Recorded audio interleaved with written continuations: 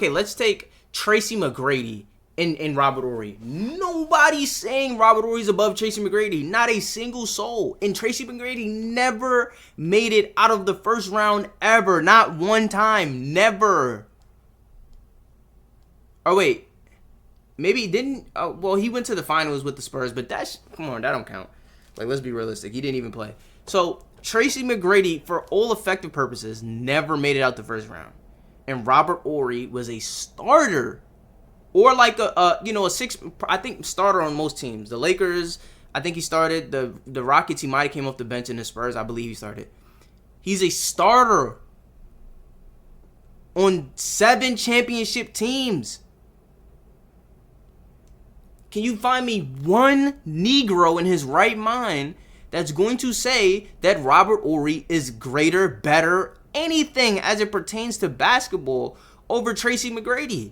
Really fun. Every NBA fan at some point has created their own ranking. It's like, damn, Kobe at 11 and Magic is at 4. How are you gonna, like, bro? How are you gonna have 2 niggas inside the top 5 that played on the same team? like our official pastime at this point. And with a game as data-driven and awards and accomplishments as absolute as the NBA has, you'd think ranking players would be a fairly simple task. But despite the countless efforts to make a flawless, coherent all-time ranking of NBA players, no one can seem to get it quite right. Some players ranked too high, others too low, some not even ranked at all. Make any of these mistakes and your ranking will immediately get dismissed. The latest attempt of this fleeting endeavor came last week from Bleacher Report when they released their top 100 NBA players ever list. A ranking that seemed relatively good, but was met with an onslaught of criticism. Like everyone else that made an attempt before them, this list was not accurate. Not good enough. Why is it so difficult to make an all-time ranking that we can all agree on? I mean, we all have our own opinion, our own personal bias. Is it even possible to make such a list? And if we could, how would we even create it? Well, believe it or not, there is a method that we can use to rank every player in NBA history with shockingly good accuracy. It doesn't use any numbers or data, no formulas or advanced metrics. It is a method way simpler than you would ever think, and yet manages to get results with nearly 100% accuracy. Even crazier, we actually use this method all the time.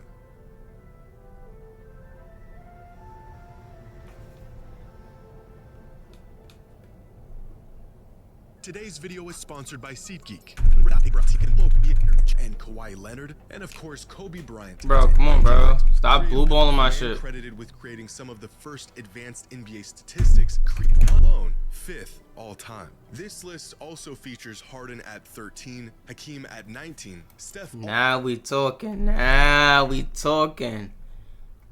Okay, wait a minute. Obviously, it don't value rings like that. If Harden is top 13. Carmelo 5, so yeah, that's pretty consistent. This list also features Harden at 13. Magic at 8. How the fuck is Bill Russell at 9 and James Harden's at 13? Them niggas have had literally opposite seasons. One is a defensive guru who wins a whole bunch of championships, and one is a offensive juggernaut who puts up 30 whenever he wants in his prime and has never sniffed the finals as a first option. Hakeem at 19. Kobe 11, Harden 13. I don't really hate. I mean, like, who after Harden do you feel like is crazy? Like, you say Harden better than KG. To me, that's not crazy. It's not crazy. Harden better than Big O. It's a little off to the side, but you know, it's not crazy. George Mikan and Bob Pettit, come on. Hakeem, that's a little crazy. Jokic, Giannis, I guess they got championships. Whatever. 7. Dirk, Curry at 27. Okay, never mind. I thought we was cooking. Some like foreign shit. I thought we was cooking some Thai food, but really we was just cooking shit. And Isaiah Thomas at 65. This Reddit user went through the trouble of creating an entire model from scratch to achieve the goal of, as he put it, quantifying compensation. Hold on. An entire model Mythology. The formula. Bro, stop notifying me about houses I can't buy. The formula is normalizing and summing up together each of the 11 attributes categorized with different weights Career first place MVP votes share. Okay, so I guess that's first place. Defensive players of the year, rings, finals MVPs. 3 best VORP season sum.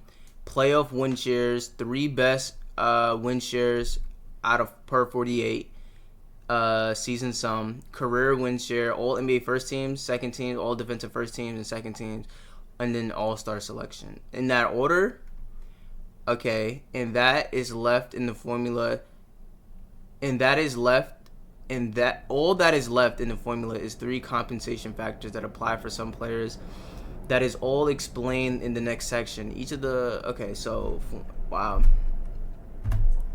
I use first place MVP voting shares is the only way to look at MVP results across any year or any day. Okay, so that's why Harden is so high, because he had 5 years, well, 4 years really, where he could have got Westbrook's easily, he could have got one of Giannis's easily, he could have got one of Curry's easily, and then he got one for himself.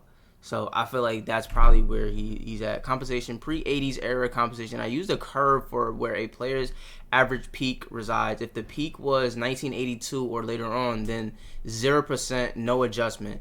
If in 1975 you had a total negative 4%, in 1965 negative 13, 1955 negative 40%.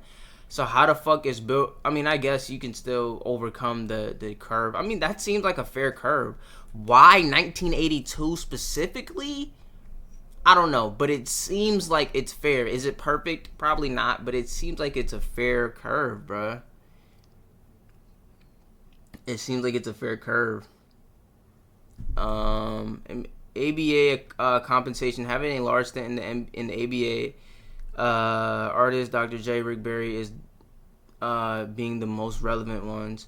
Means a lot of the accolade stats get boosted as the compensation wasn't as heavy and the player base was simply split. The rate, okay. Let's see. Interesting. From accolades with simple advanced stats while compensating for era and benchmarking, plus adjusting the weights of the formula against approximate expected rankings using least squared regression. In other words, he used a whole lot of stats and accolades, made some applicable adjustments, and put together an all-time top 100 ranking. I just want to know what about what I'm seeing is Curry 27, or where was Curry? Oh, Curry. Oh, okay, never mind. So that wasn't the list. Okay. Okay. Wait a minute. Let's hold on. Adjustments and put together an all-time top 100 ranking.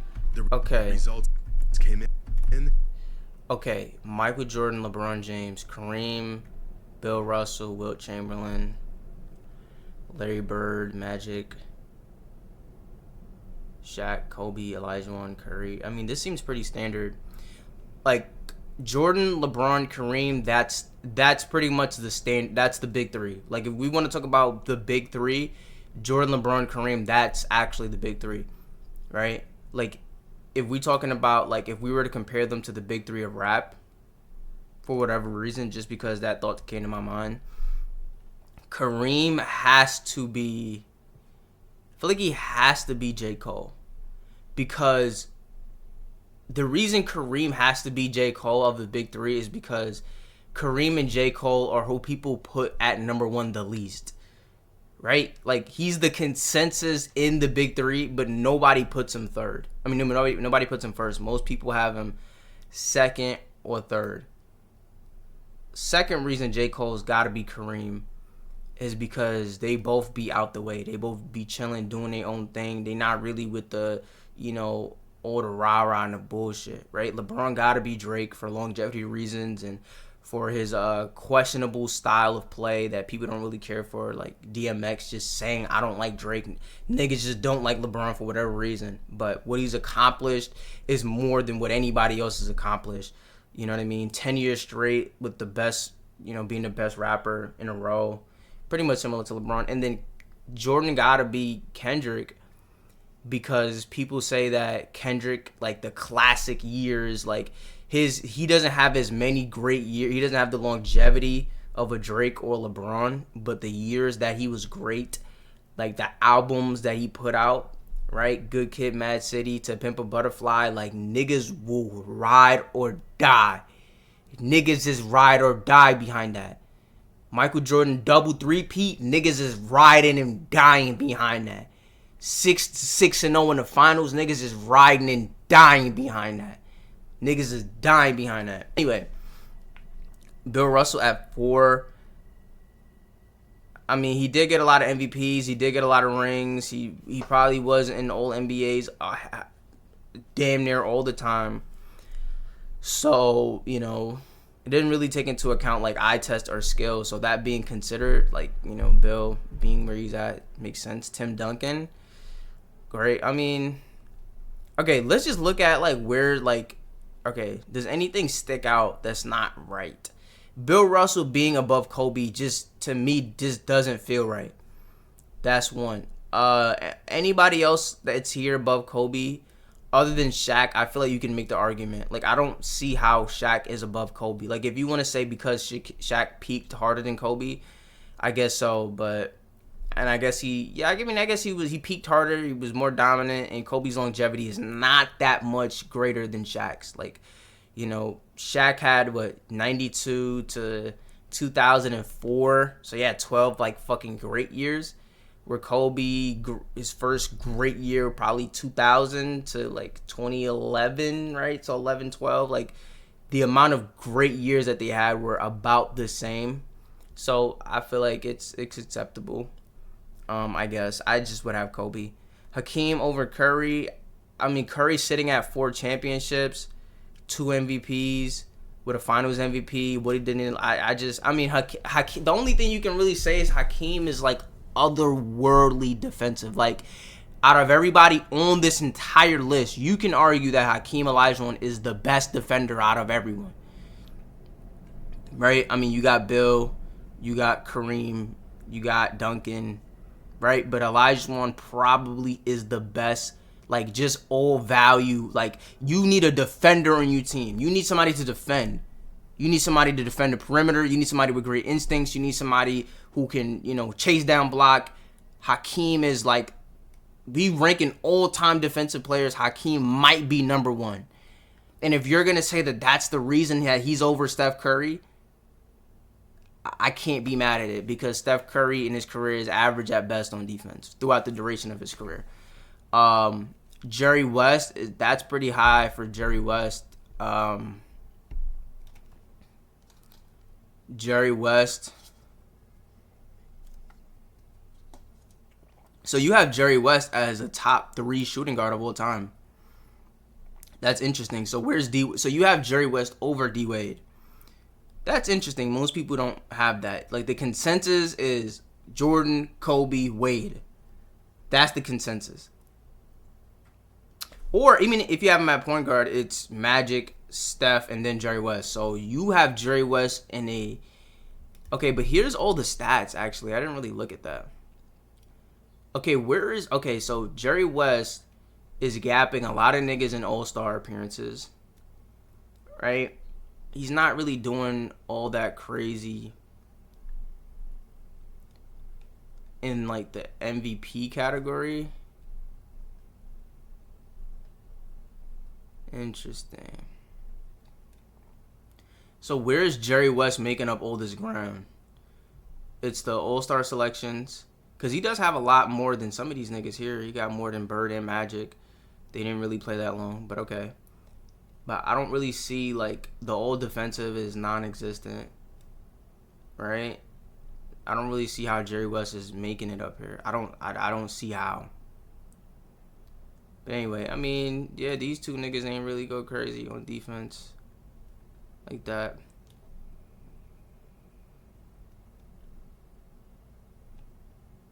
Oh, wait, Jerry West made all... Okay, he made 10 old... Okay, so that's where he's... Okay, because he has more than anybody above him, actually.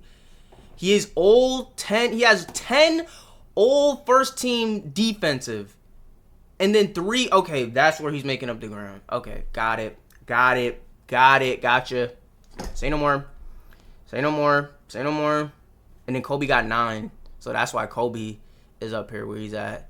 The fact that Magic and Bird the fact that Shaq, Bird, and Magic all have 0 first team, and they're still in the top 10, that's insane, especially considering Magic's longevity. That's crazy. But anyway, but Jerry West sticks out. It just doesn't seem right.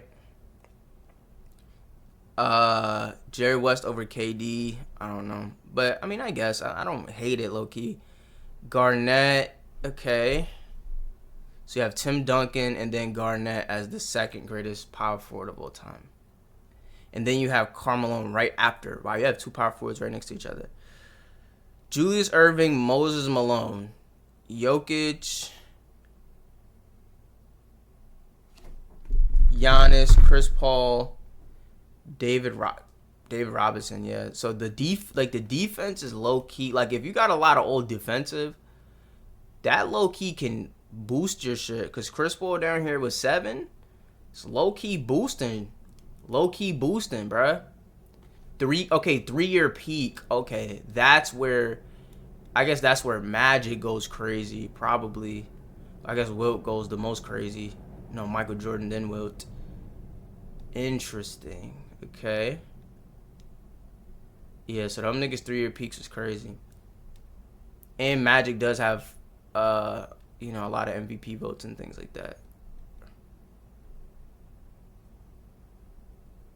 Anyway. And people hated it.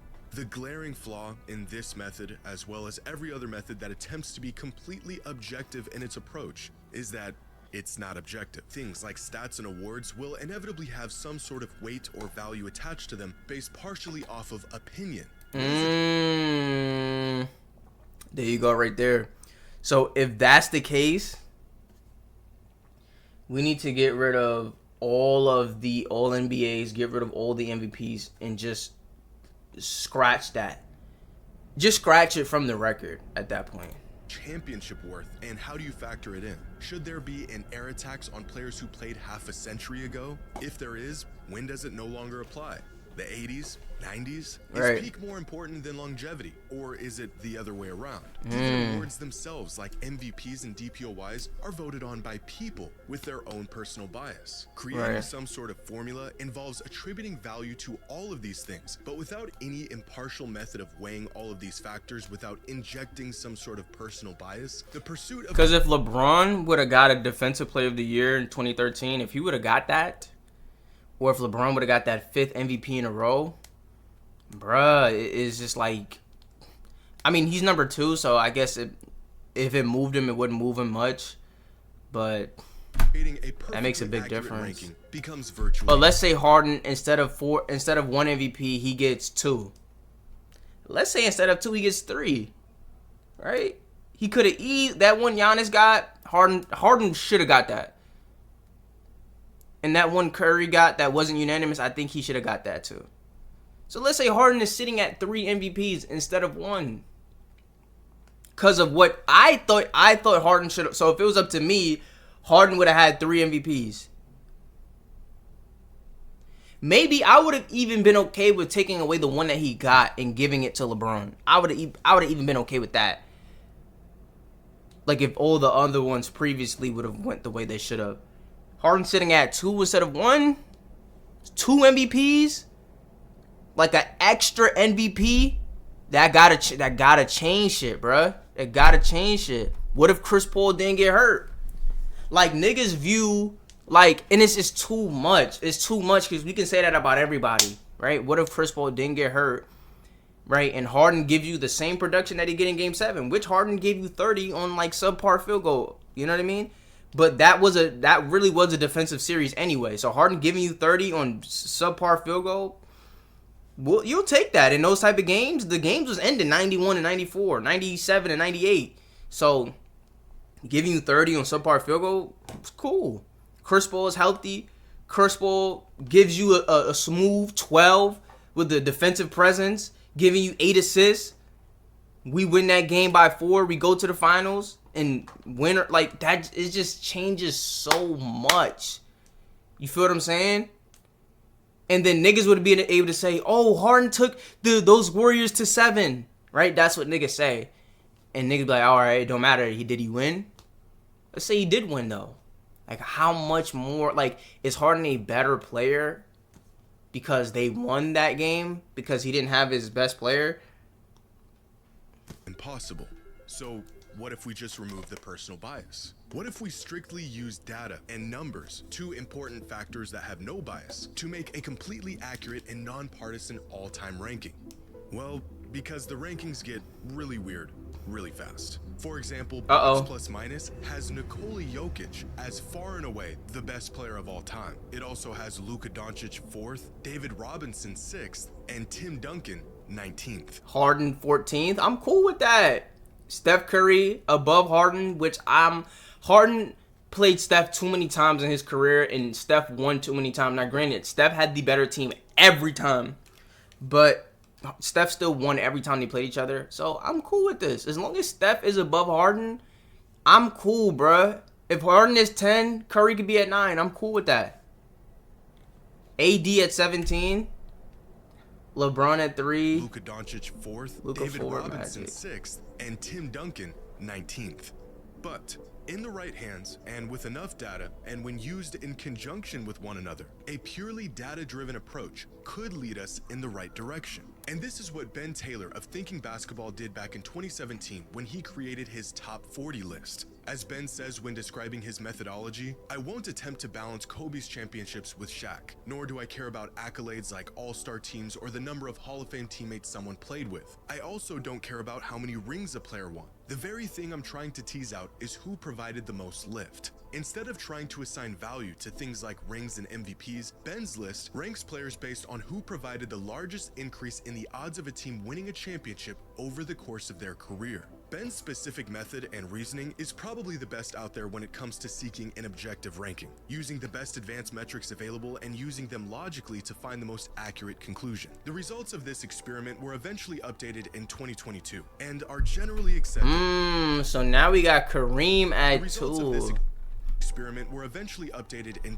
It's so funny how Kareem is at 2 when I said nobody has Kareem at 1. That's so funny. Shaq, Akeem Olajuwon at 6. I mean, if we're going solely off of if you have this player on your team, what are your odds of winning a championship? Thus, like at that point, Hakeem being at 6. Like, if you have Hakeem Olajuwon on your team, you automatically have a top 10 defense. Automatically. Like, it doesn't matter who else is on the team. You have Hakeem, you have a top 10 defense. Like, single-handedly impacting defenses, Hakeem is the number 1 on this list. So, you got a top 10 defense, you got a shot. You got a top 10 defense with a star. You can give you 27, 28 a night. Unstoppable. And in a playoff setting, he's going to give you more because he's more of like he's not like he's going to give you, he's a playoff riser. So you got a top 10 defense and you got a guy that's going to give you 30 a night, like in the most meaningful games. You have a chance. You have a chance. Tim Duncan, Wilt. Okay. 2022 and are generally accepted as Kevin Garnett. Wow, KG? I don't know about KG. I mean, yeah, I guess you can say a lot of the same things about KG, but KG wasn't the defender that Hakeem was, in my opinion. He just wasn't. He just wasn't the defender. He wasn't the defender, and he was not the offensive player that Hakeem was. He was not the unstoppable scorer that KG was. So, I mean, no disrespect. I don't know. I don't like that for KG. Larry Bird, 10. I'm kind of okay with that. I'm kind of cool with that. I'm kind of cool with Larry Bird being above Magic. No matter the situation, even if you have Larry Bird at 20 and Magic at 21, I think Larry should just be above Magic.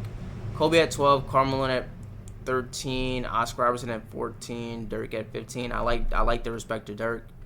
Dirk got a champion. It was one of those tough championships. Steph at 16. I like it. Chris Paul at 17. a really solid list without the outliers.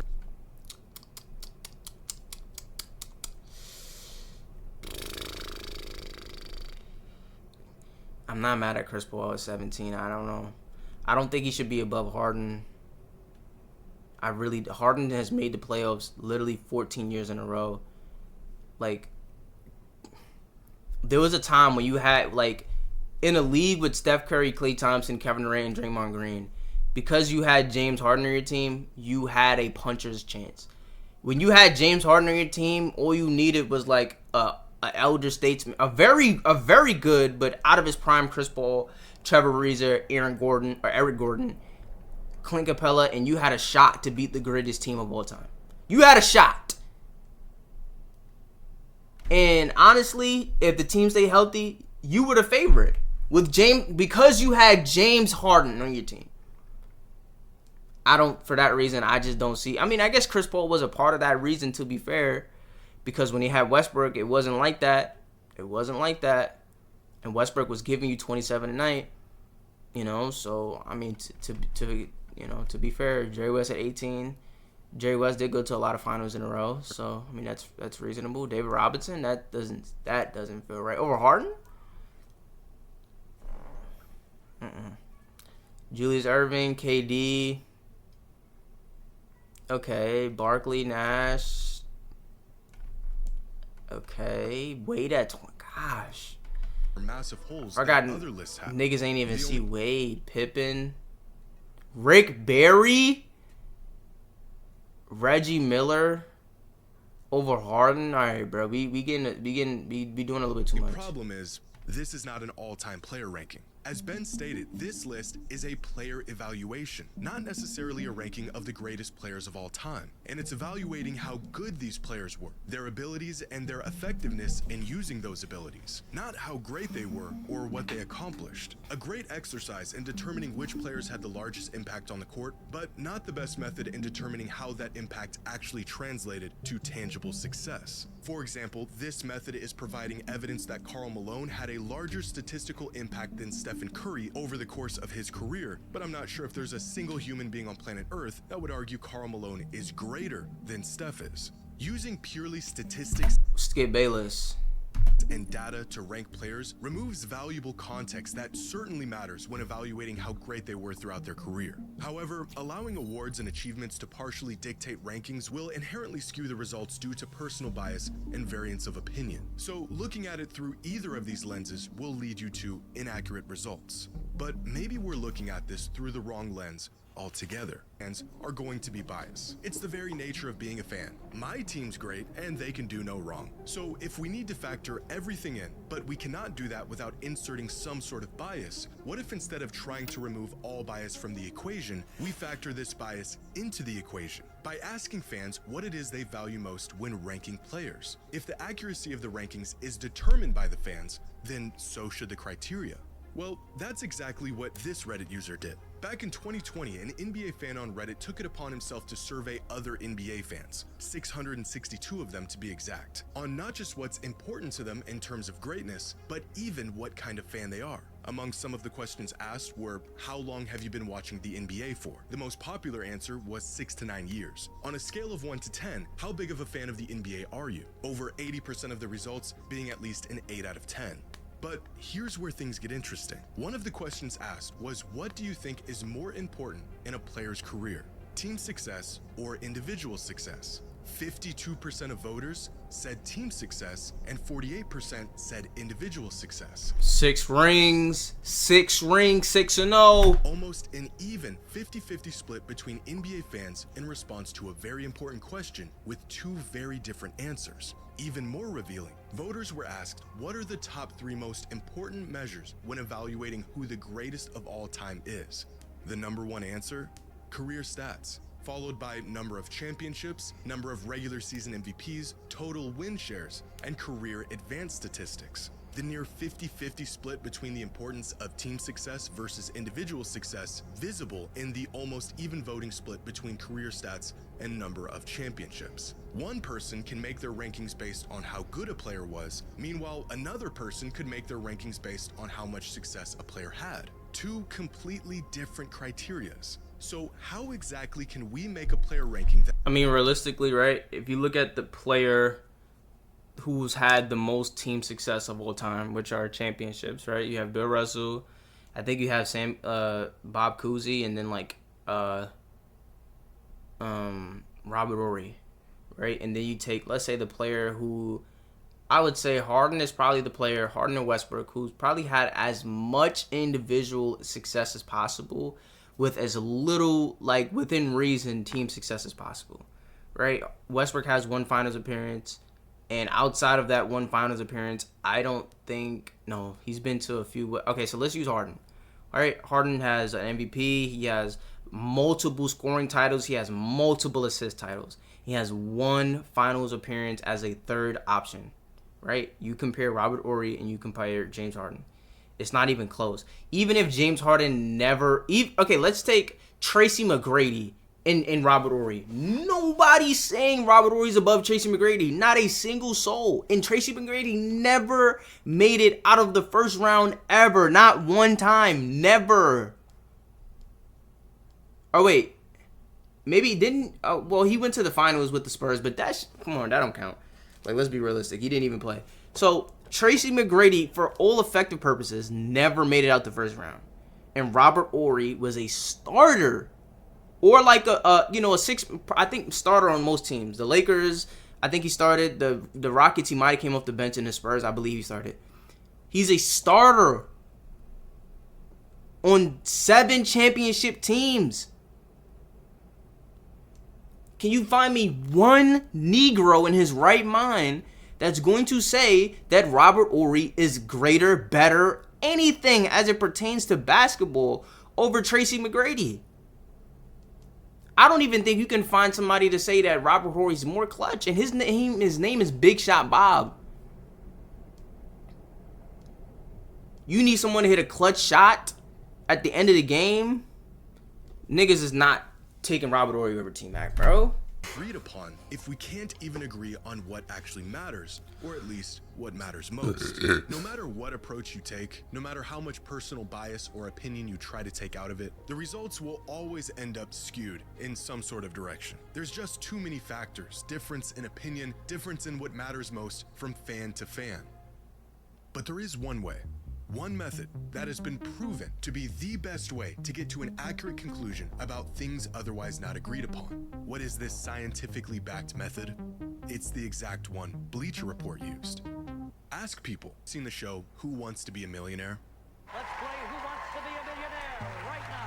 It was a game show where contestants would answer a series of multiple choice questions, with each correct answer winning them more money and progressively getting more difficult until the eventual $1 million question. Now, this game show would feature one sole contestant at a time who had to answer these questions by themselves. However, each contestant was granted what were called lifelines, tools the contestant could use to help them answer difficult questions. These 3 lifelines were 50-50. How much time we got left in this two of the video? 4 options in a multiple choice question, leaving the contestant with a 50% chance of getting the right answer. Phone a friend, where the contestant could call a friend live on the show for help. And the third one was Ask the Audience, where each member of the audience would vote on what they thought was the correct answer to any given question. All of these lifelines were valuable, but one of them in particular resulted in the correct answer far more than the others. The 50-50 lifeline, as the name suggests, got contestants to the correct answer about 50% of the time. Phoning a friend resulted in contestants getting the correct answer 66% of the time.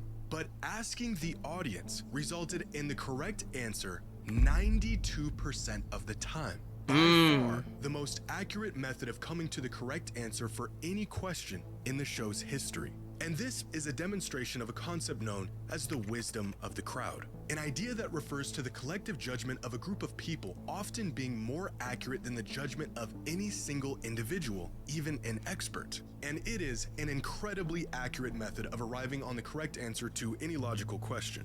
In 2011, the BBC network put this concept to the test by filling a jar with jelly beans and asking 160 contestants how many jelly beans they thought were in the jar. The answers were absolutely insane, ranging from 500 to 50,000. And yet somehow their collective average was unbelievably close to the actual number. Wow. If I had to guess, I would say 683. That's my guess. After conducting their experiment, it was revealed that there were exactly 4,510 jelly beans in the jar. The average guess among all 160 participants, 4,515. Wow. Jimmy, you done cooked up some shit, man. I've been watching Jimmy for a long time. And Jimmy done cooked with this one, man. He really done cooked. Yo, go back to that SeatGeek sponsorship and I'm about to just buy a ticket to some hockey shit because he really cooked on this shit. Despite right their here. variance in answers, on average, the participants were able to get within 99.9% of the correct answer. By aggregating the opinions or estimates of many individuals, the errors and biases of individual judgment tend to cancel each other out, leading to a collective result that is closer to the truth. And in possibly the most roundabout way I could conjure up, I think this same exact concept can be applied to ranking NBA players on an all-time list. Regardless of what the individuals value most and our own personal bias, if you ask enough people, chances are you'll more than likely end up at an accurate result. Better than strictly using stat-based metrics, better than the eye test or a combination of multiple factors. Simply asking people who the greatest players of all time are will show you exactly who the greatest players of all time are. And evidence of this can be found within the results of Bleacher Report's ranking. Someone ranked Kobe Bryant 18th all time. Their personal top 100 ranking is probably a little wacky, but this vote inadvertently balances out someone else who voted Kobe 4th all time. Same goes for every single player on this list. Someone had Jokic 12th all time, another voter had him 28th, and everyone else had him somewhere in between. The range of votes for Charles Barkley are probably the largest of any player on this list, with one vote for him as the 18th greatest player and another with him as the 74th. Damn. With individual rankings like this, you'd think the final result would be a mess, and yet Barkley ended up being ranked 25th all time, right about where he should be.